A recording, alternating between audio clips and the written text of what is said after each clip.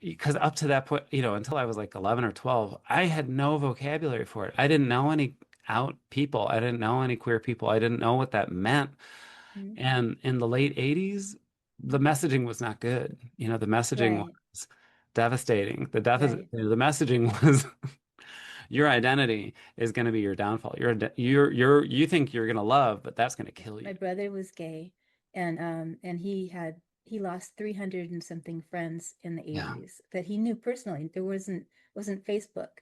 He knew these guys personally, and Yeah. he went through that. Um, he passed away a few years ago, and and my mom and my dad also passed away Mm. last year. So I feel synergy with you there. He was the best guy I know. I love him. I miss him all the time. But he was very active in the community, and Mm. being his sister and his best, we were best friends. Mm. I'm really grateful that I got to see everything and live through the 80s and 90s and everything. I lived in West Hollywood and with Ty, Oh. and so it was really really neat, really fun, and I miss the community since he's been gone. I haven't really seen a lot of his friends, but there were lots of people that guys and girls that weren't able to go home for Thanksgiving because they were estranged from their parents. Of course, we adopted everybody, but Yeah. which is what you do. But it's it's sad that the parents miss out on their kids because they have such bigoted views. They don't understand it. And it's really like anything else, the stereotype that it shouldn't matter in a relationship. How's There that I am, doing? like, oh no, what did I just walk into? But on the first day of school, somebody's threw me up against the wall in the stairwell and spit the word faggot in my face Oh, and and walked away. I'm Debbie with By.Storytellers. Thank you for tuning in. I'm here with Bill Hulseman, and he's the author of Six to Carry the Casket and One to Say the Mass. And I wanted to tell you, Bill, that I've looked at everything that you have, and I'm really sorry that you were inspired to do this, but then because were inspired to do what you do, you are so helpful to other people who really need it. Mm, And so that was really nice, but it just made my heart have empathy for you, mm. reading what you went through and all the things that you do for other people. And you were really a thoughtful, kind of person, and the world needs you. And so maybe that's why you went through what you went through. I'm sorry about that, but I'm grateful that you do because so many people need your help. Thank you. That's very kind. Sure. So anyway, so tell us about your book. Yeah, my book is it's called Six to Carry the Casket and One to Say the Mass. Reflections on life, identity, and moving forward. And it's a collection of essays that I wrote kind of over the course of like starting in the end of 2020, over the course of a couple of years. I had started writing and putting things into my newsletter just to give myself space to process the things that have been going on in my life um, and things that were going on in the world. So just to back up and provide some context, the uh, 2020 hit us all, but by that time I was already burned out. I was an educator for a long time, and I entered my most challenging role as a middle school principal in 2015. But 2 days before the start of the school year, my mom died Oh, after a long illness, mm, and we were ready for it. She was ready for it. But my dad had also had a series of strokes about a year before, and so he required a lot of care. So as my mom was declining and as my dad was declining, the whole family was kind of swirling around to support them and make sure that they were getting the care they needed. I would be back in Chicago every time I could be to give my local siblings some break, some space to breathe and help out with my parents. Um, so my mom died 2 days before I was about to start the hardest job I'd ever had, and so I started really 15 steps behind, and I never really got my feet on the ground. The second year I thought was going to be the year that okay, I've got my feet on the ground. This is all right. Now I can really focus on this role that I'd been working for so long. And my sister died very suddenly, Oh. and my dad died a couple months after that. And I had, I'd never experienced grief like that. It felt, like three punches in a row for the whole family. Um, and I burned out. I woke up one day and I didn't want to go to school. And that's the first time that it had ever happened to me as an educator, as a teacher, as an administrator. I loved going to school. I loved my job. I loved my work. But I woke up one day and I thought, okay, this is something's broken. So I took a year off to do nothing and to heal. And in that time, my husband and I merged our lives and we got married. And I had moved up to Seattle. And I was ready for a fresh start, and I was ready to figure out what I wanted to do next. And I thought I was going to be running back to schools, and I wasn't. I was kind of surprised that I wasn't. But I started a little consulting practice to throw spaghetti against the wall and see what was going to stick. And so I stuck with my ritual design work, and that's been a lot of fun. But the writing, the processing, gave me space to figure out how I landed in that place of burnout. Well, of course, the whole world landed in a place of burnout in 2020. And I wanted to understand not just how I landed there, but also how we all landed there. And what do we do moving forward? In my life, had been really lucky to have lots of tools for reflection and lots of opportunities to make space and, for that reflection and make meaning and to figure things out. And I know not everybody has those tools and not everybody has those resources. Uh, so after a couple of years, I stepped back from what I had written and I saw a through line about identity and particularly about, what were the relationships that really shaped me? What were the experiences that were really formative for me? And what do I want to hold on to and what do I want to let go of, moving forward? Who's the person I want to be and what's the world that I want to live in? Um, I decided to publish it because I thought, well, I'm sure I'm not the only one who's trying to process how we all landed in that place, and I'm sure I'm not the only one who's trying to figure out what to do next. Yeah. So I offered it as not to say like, hey, be like me, or I don't offer it to say, oh, my life is so interesting, I deserve a memoir, but I offer it as a model for reflection of, Mhm. what I hope other people can look at their experiences, look at their relationships and figure out what do they want to hold on to and what do they want to carry with them forward as we figure out what we're all doing next. Yeah, some of the quotes and things like that that you've expressed in there. So perfect, so they really tell about your family, and Mm. it's kind of like a lot of people's families are that way, and it's just really nice to have that observation that people can hear from your side, and then also see about their side and what they have to hold on to from that. Because when people are gone, the things that we treasure the most are the moments that we shared with them, memories that Mhm. are like that.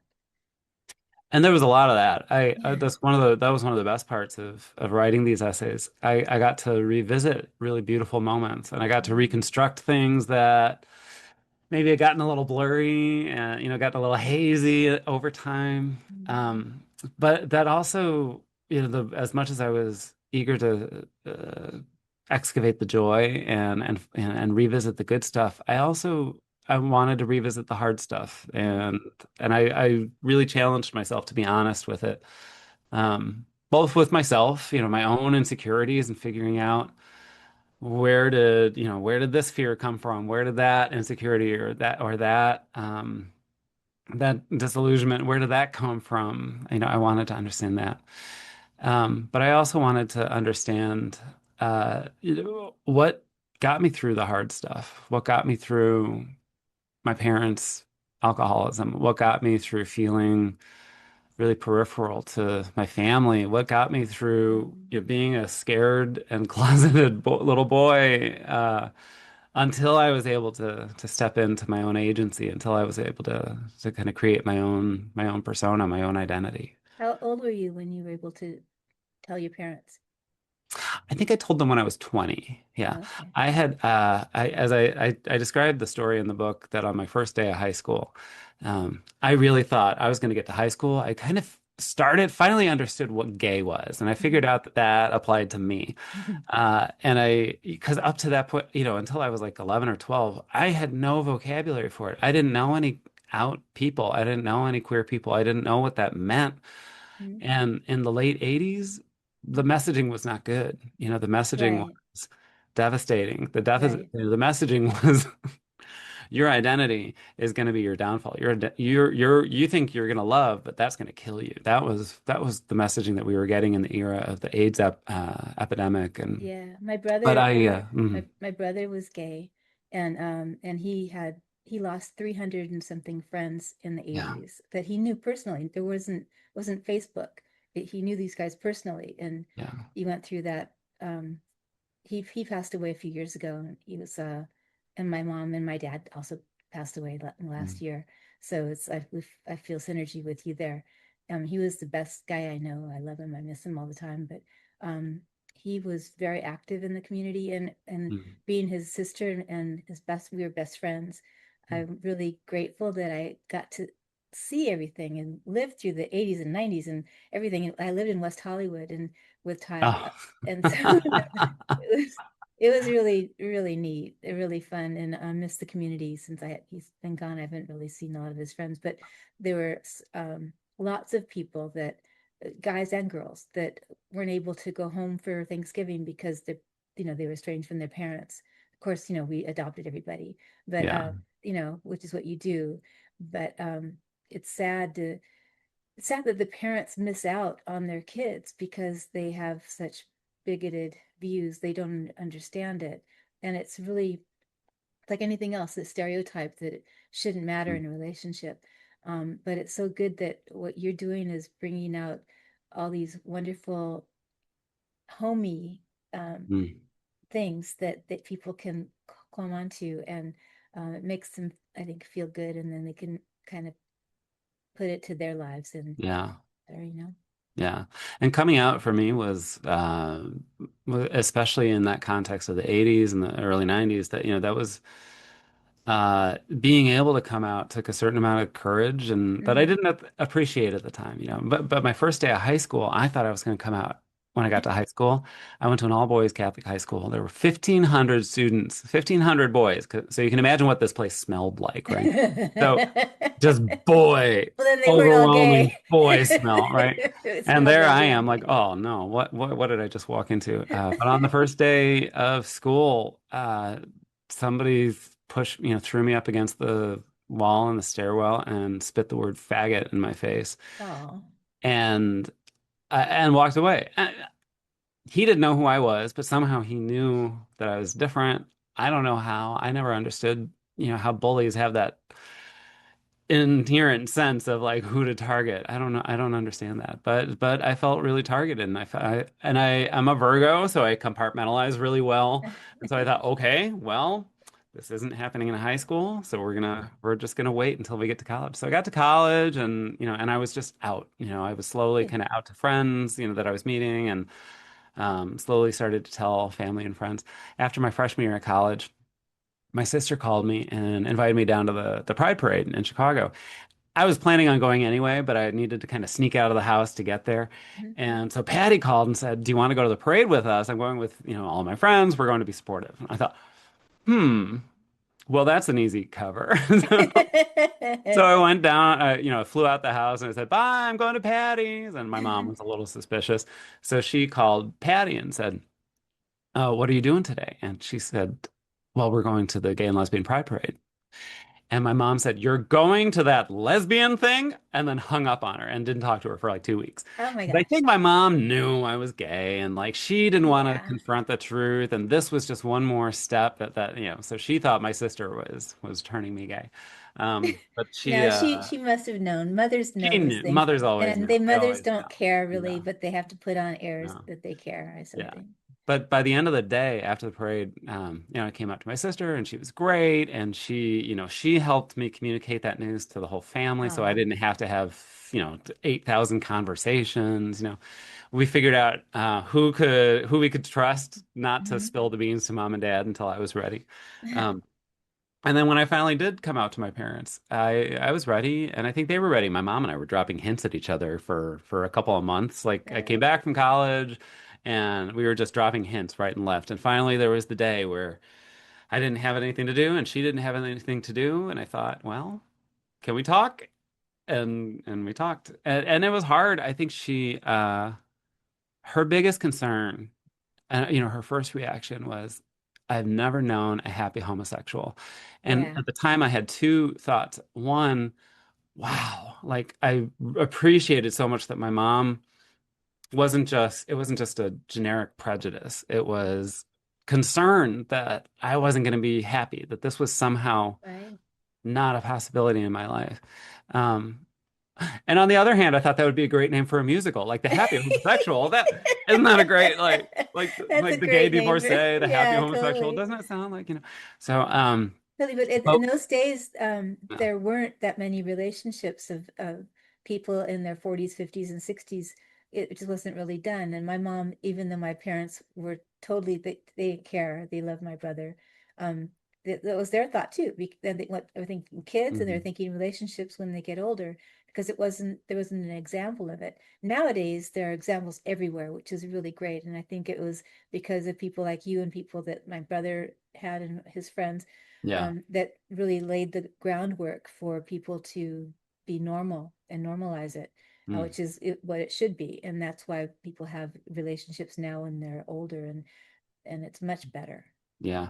I don't think you can undersell visibility. Like there's no visibility in culture. Mhm. It says something. And when you are invisible, when you're not reflected in the popular culture, when you don't see yourself in any of the books that you read in school, in Mhm. any of the TV shows on, this was the world that a lot of us grew up in. And, since Ellen and since Will and Grace, and now with the dominance of RuPaul's Mhm. Drag Race everywhere I all over love, the I world, love right? it. So it's a really different landscape today. Yeah. But that visibility also brings more persecution. The people who are out to get us, now you can find us. And now you have a target. You can attack the drag queens, you can attack the trans people who are finally getting some visibility and some traction in society. But that visibility piece was so significant for me as a kid. Mhm. I looked for any little morsel of seeing myself reflected, on the big screen or in pop culture. The third part of the book focuses about all these things, these Mhm. influences. I wanted to uplift some of the people and TV shows and books and other art and places where I found vocabulary to understand myself, where I finally felt at home, where I finally I felt myself reflected. Mhm. It wasn't until I was reading a book in college, The Front Runner, that I felt like I could relate to the love story at the heart of that novel. I don't think when you're in a mainstream, whatever your mainstream is, if you're in the mainstream, I don't think you can know what that feels like to not Mhm. see yourself anywhere. Whether it's queer or you're a person of color in a white dominated society, or if you're a religious minority, whatever it is, you get any little morsel. But then when you do find those people or you find those places, they make an outsized impression. You know, Mhm. I loved writing that part of the book. That was probably the most fun because I got to go back and rewatch some of my favorite movies and really think like, why did I love Auntie Mame when Oh. why was that so important for me when I was like 24 you know, or or like Madonna. I've always been obsessed with Madonna and I hit Mhm. that's another podcast maybe. Oh, yeah, But totally. I had the petticoats, right? yeah, you were a Madonna wannabe too. Well, Awesome. no, I don't know. I didn't want to be her, but I like the petticoats. Yeah, yeah. But she was one of the few who stuck her neck out and she Yeah, advocated. She didn't say that she wasn't making it political or anything. She was just saying she was presenting life and right. queer fans, she wanted to present their life. She wanted to honor it and give it space and so we saw ourselves in Madonna's work. She Hmm. invited us in. She invited us and shared her platform with people like us. So I can't I can't oversell like how important that visibility piece is. When I finally come out, when people finally come out, it's an important part of their story Hmm. to think back like, well, what were the things that kept you afloat? Where did you see yourself and you thought, okay, if Jack McFarlane on Will and Grace, if he can survive in the world, like I'm gonna make it. If Hmm. I think everybody's got their kind of queer heroes where they finally saw themselves Hmm. and instilled some sort of hope. Yeah, it saddens me that we have that kind of stereotype in the world on, like you said, on everything, every level, all the different stereotypes. Mm. I wish we didn't have that. I think that if we start ignoring the stereotypes and just loving each other as people, then eventually the stereotypes will go away because they're not any good. We stop putting people in little boxes, right? We should just enjoy each other's company. Yeah. I was fortunate that I was spoiled. I grew up in a really diverse family. Mm.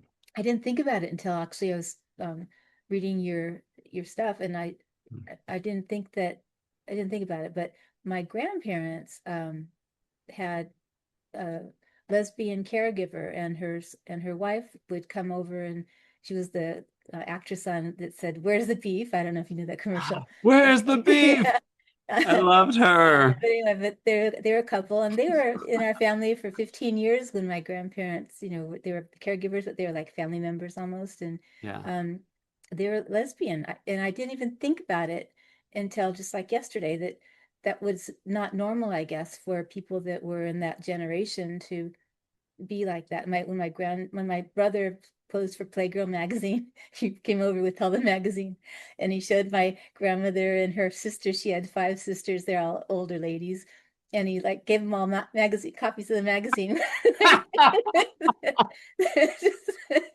So I mean, it's that kind of family. So they lived in Baldwin Hills, which was also a mixed neighborhood, and so I lived in Inglewood, which is diverse, so many. So I feel really lucky that I grew up in such diversity. I wish that Yeah. everybody could, because then you realize that people are just amazing people, Yeah. you know? I did not grow up in that environment. I grew up in a very white, very affluent suburb outside of Chicago, uh and that world I've been running from ever since. Oh, As an adult, every place I've lived, like I want to be in the I've told realtors, I want to be 5 minutes from a cup of coffee and a drink and groceries. Like I need a 5 minute walk to groceries. And that really narrows down, and that means smaller places, fine, but that also means a more diverse neighborhood usually. hmm. And that's where I feel safest. That's where I feel really drawn. Yeah, I feel safer in a diverse neighborhood than I would in a white supremacist neighborhood, for sure. Well, And even as a I girl, and I you know. think my mom she grew up in the city in Chicago and she was a city girl and she loved the city of Chicago. So she was talking about the city of Chicago all the time. She would tell stories about it. Like we learned everything. She was obsessed with the grid of the city of Chicago that had a numerical, every street has a number, it's like a big axis. And so ask her for directions, and she'd say, "Well, that's at 2400 North and 1500 West, and so Oh, you want to go wow. to 2400 West and 1300 North." So everything was a mathematical equation, to get around the city.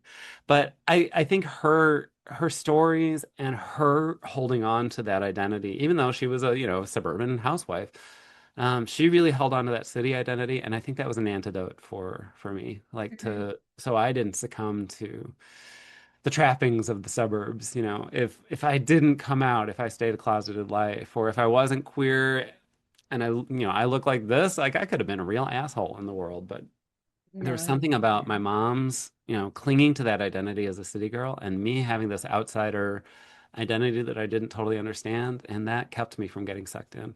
And I think the people who hold on to those stereotypes, like you were saying, uh, maybe they just haven't had a reason to break that stereotype down. Maybe they haven't Hmm. met a person Hmm. who fits into that box, or who Yeah. they think would fit into that box. And so they haven't had that.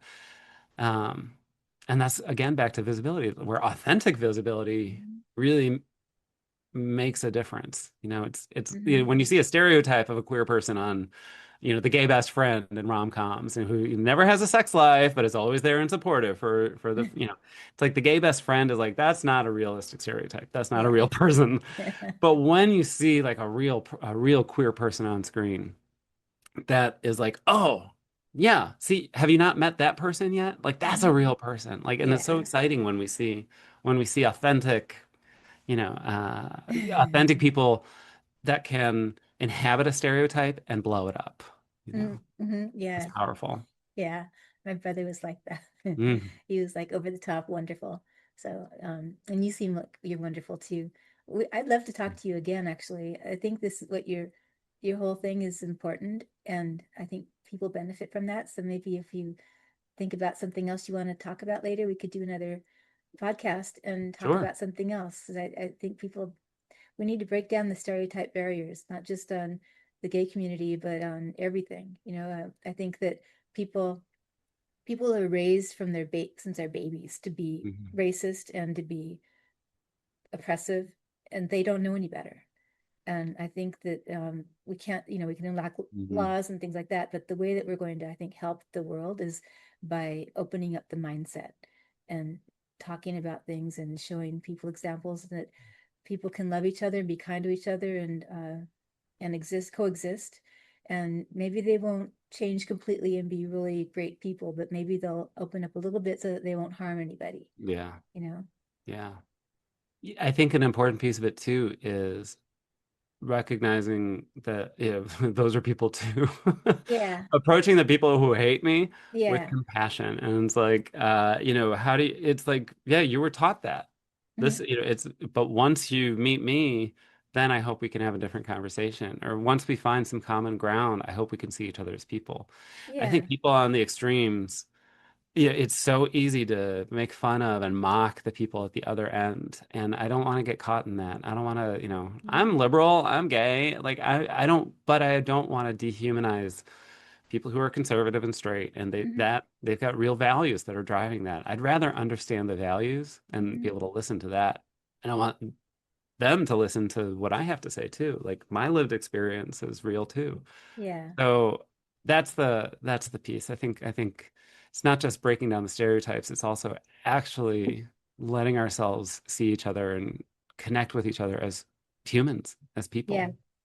Like I think, recognizing that each other's experiences are valid, even though they might be very different and lead us to very different conclusions. Yeah. yeah. Well, it was really wonderful talking to you. I think we're going to be out of time. So we'll put links in the posts and we'll links to all of your websites and your Instagrams. You do tell me really briefly about what else you do. Yeah, I'm a ritual designer. Most of my work is with weddings, but I like to design all kinds of rituals. But I like to work with couples to design a ceremony that reflects their experiences, identities, and values.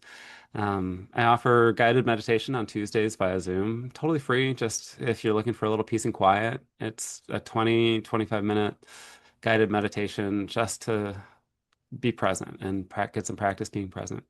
And information about my book you can find on my website and about everything else that I do on my website, billhulseman.com. Great. Thank you, Bill. Good to see Thank you, you. Debbie. Thank you, everybody, for joining in. Love you guys. Bye.